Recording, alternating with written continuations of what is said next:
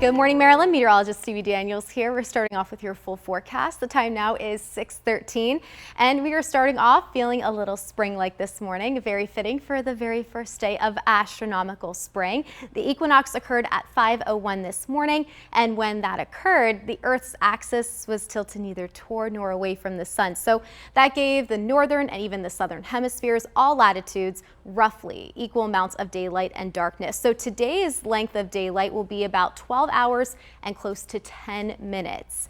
And it's also the very first day of the Cherry Blossom Festival in Washington, D.C. Yesterday, the cherry blossoms hit stage 3, so that's the extension of florets. So this is a little bit behind from where we were last year. We actually reached peak bloom in Washington, D.C.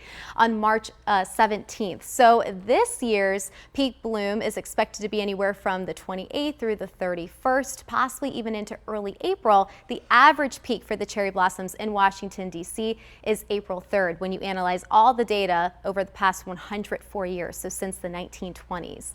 Taking a glance outside, temps right now are starting off feeling a little bit spring-like, 40s, and even hanging on into the 50s. Stevensville and Annapolis, I see you guys starting off at 50 degrees and 41 up in Parkton in the Hereford zone. 69 this afternoon. We're going to be well into the 60s today, so I know Mason's excited for that. Not so excited about the rain that's going to move through during the middle part of the afternoon. So I do suggest getting the walk-in with your furry friend earlier in the day, probably before 2 to 3 o'clock, before those showers start to slide through.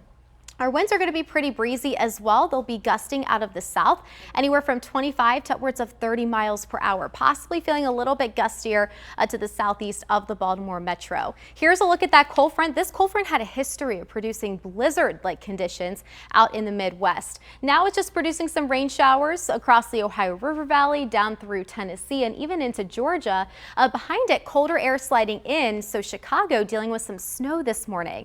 These rain showers will start to slide in from west to east by 2 to 3 o'clock, hitting our westernmost communities first before it advances eastward over the bay, up and down the eastern shore. So some gusty showers. We could hear some rumbles of thunder. Some residual showers on the backside of this main moisture content as we head closer to 10 to 11 o'clock. So we still could see some spotty showers throughout about midnight tonight, but then we quickly wrap things up. It's going to be drying out heading into your Friday with breezy winds. Cooler temps behind that cold front though. Yep.